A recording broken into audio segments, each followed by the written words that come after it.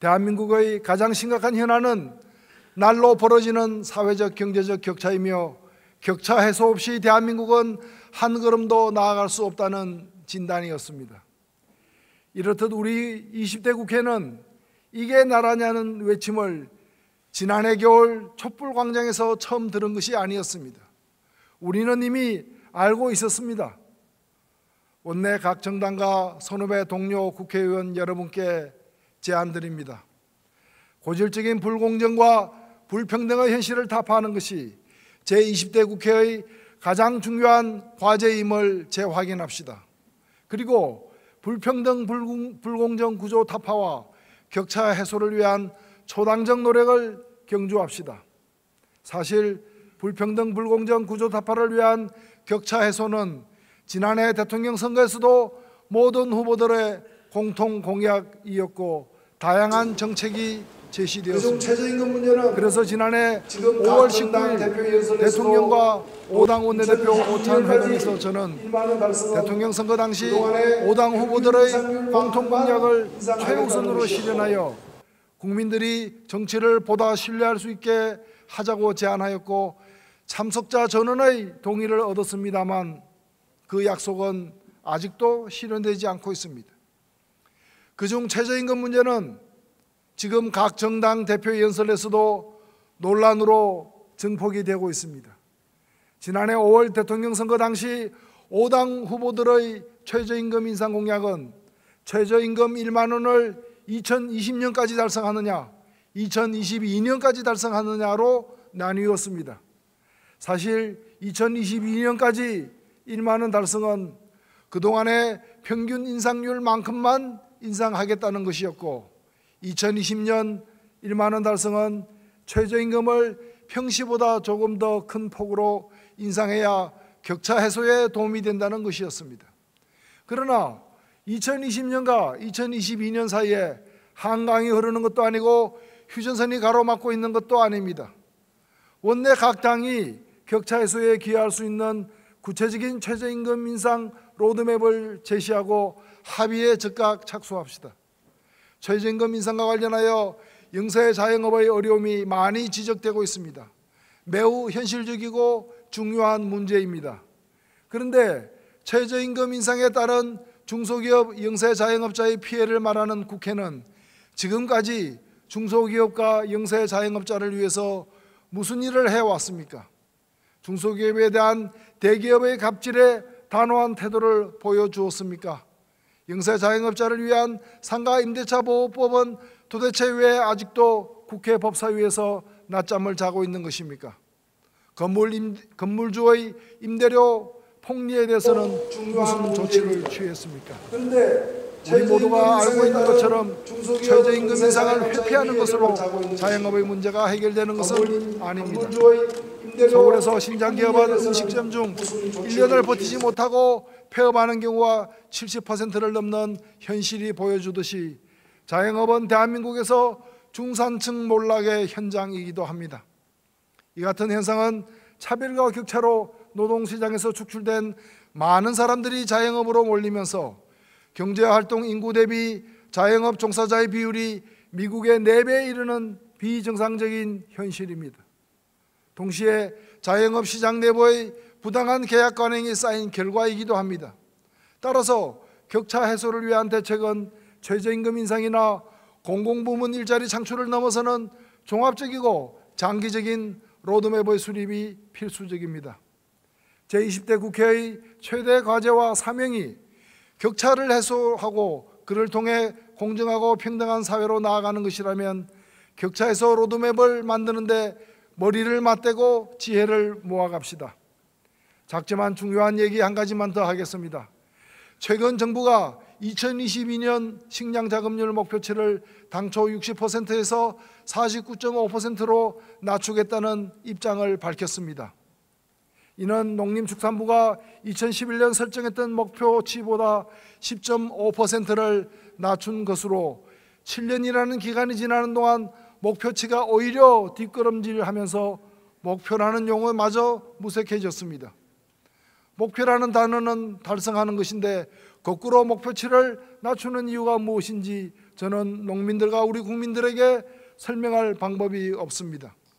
정부에서 식량 자급률 목표치를 낮추겠다는 말은 결과적으로 농업에 대한 보호 육성을 줄이겠다는 것으로, 이는 지난해 백남기 농민 사망 사건의 원인이 된 농업 희생을 더 강화하는 것입니다. 식량 자급률 목표치를 지속적으로 높이는 것은 단지 농민뿐만이 아니라 국민들의 식량 안보를 위해서도 반드시 필요한 일입니다. 지급률의 점진적 상향을 위한 실효적인 정책 대안을 마련할 것을 정부에 촉구합니다. 우리가 나아가야 할 두 번째 방향은 공정한 대한민국입니다. 지난해 들어나 지금까지 파장을 일으키고 있는 공공기관 채용 비리는 우리 사회의 불공정을 보여주는 바로미터입니다. 공공기관의 80%가 채용 비리에 연루되었다고 합니다. 강원랜드의 경우에는 518명의 최종 합격자 중 493명이 보정 선발자인 것으로 확인되었습니다. 참으로 충격적인 사실이 아닐 수 없습니다. 더욱 놀라운 것은 채용 비리 의혹을 받고 있는 청탁 명단에 현역 국회의원 5명 등 전현직 의원 7명과 관련 부처 공무원들의 이름이 등장한다는 사실입니다.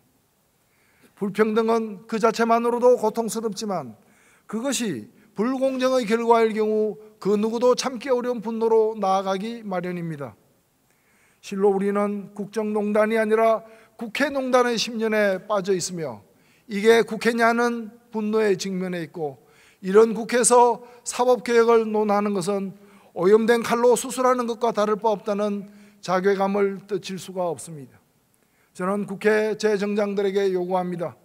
만약 우리가 사법개혁을 속도감 있게 추진했다면, 그래서 우리에게 고위공직자 비리수사처, 즉 공수처가 있었다면 이러한 사안은 국민 앞에 당당하게 밝혀질 수 있었을 것입니다.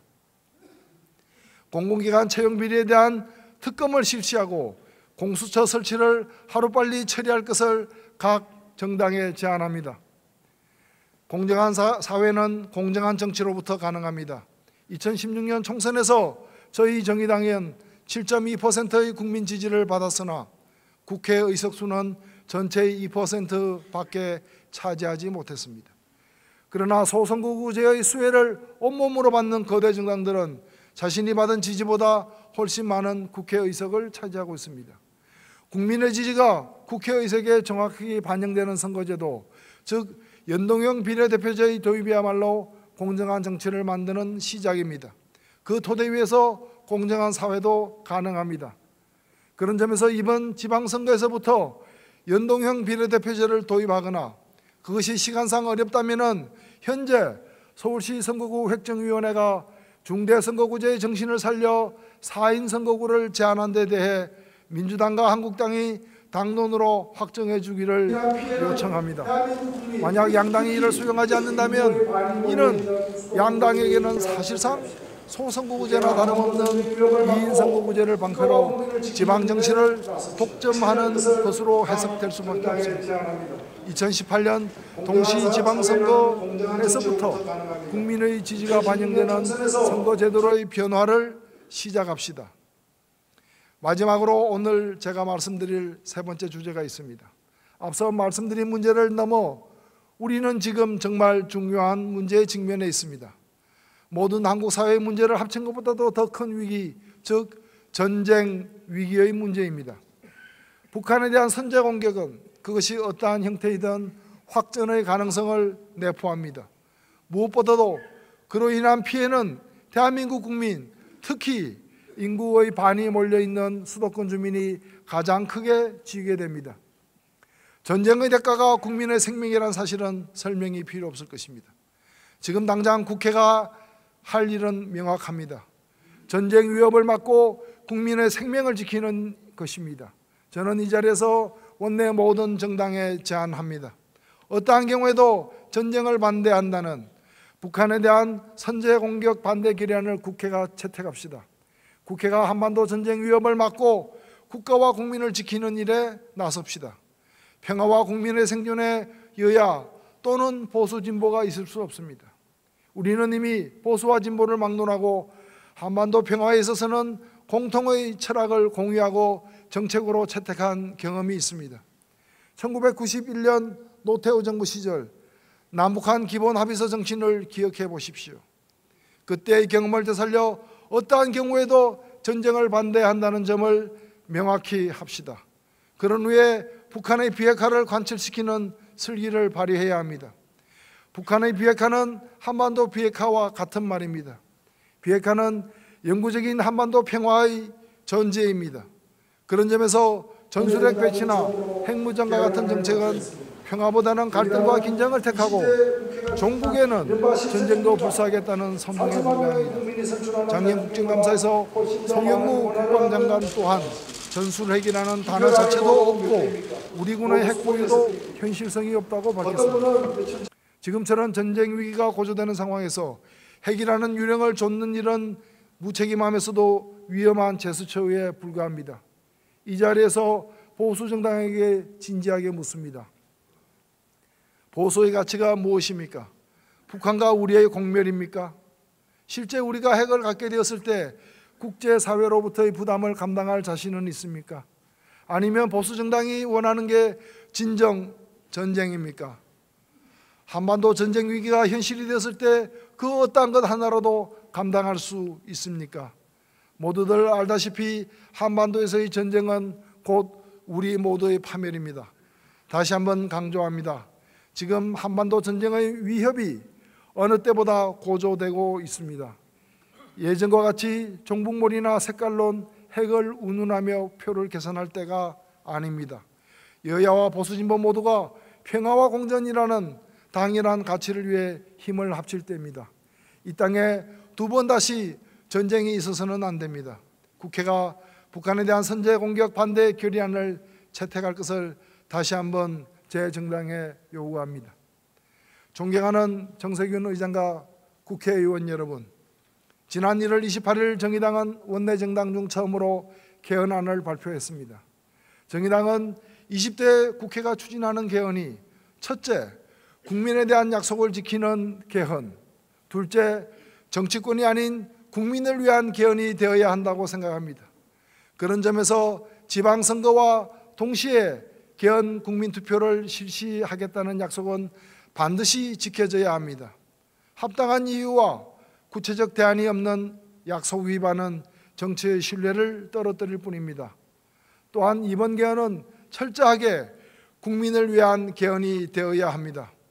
제왕적 대통령제의 폐단을 거론하면서 대통령 권한의 분산을 얘기하지만 분산된 권력이 어디로 가는지 저는 묻고 싶습니다.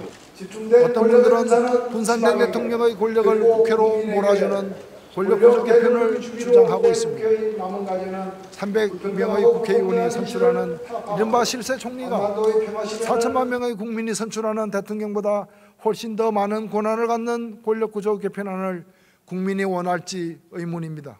특히 총선에서 7.2%를 득표하고도 2%의 의석만 점유하고 있는 정의당의 사례처럼 승자 독식의 선거제도 하에서 민의가 왜곡되고 있는 현실에서 선거법 개정 없는 권력구조 변경은 오히려 괴악이자 퇴행일 가능성도 높습니다.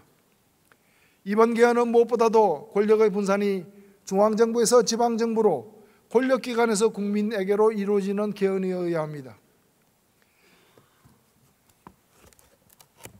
제가 지금 미국의 투표용지를 가지고 나왔습니다. 트럼프 대통령이 당선되는 2016년 11월 8일 미 대통령 선거의 투표용지입니다. 유권자 10% 이상이 사용하는 언어로 투표용지가 인쇄되는 미국 법률에 의해 한글로 인쇄된 미 캘리포니아주 오렌지 카운티의 투표용지를 제가 직접 받았습니다. 기표란이 모두 몇 개입니까? 모두 26개입니다. 어떤 분은 며칠 전 지방선거 때 개헌 국민투표를 하면 모두 8번 기표해야 되기 때문에 고령자들이 힘들어서 안 된다고 말씀하시는데 미국의 유권자들은 26번 기표를 하고 있습니다. 26대 7. 이것이 미국 유권자와 한국 유권자가 갖는 권력의 차이라고 저는 생각합니다. 대한민국 국민이 미 합중국 국민보다 더 작은 권력을 가져야 할 이유는 없습니다. 집중된 권력의 분산은 지방에게 그리고 국민에게 권력 되돌리기 주기로 이어져야 합니다. 존경하는 국회의원 여러분, 제20대 국회는 출범 직후 대통령 탄핵 소추라는 격변을 함께 겪었습니다.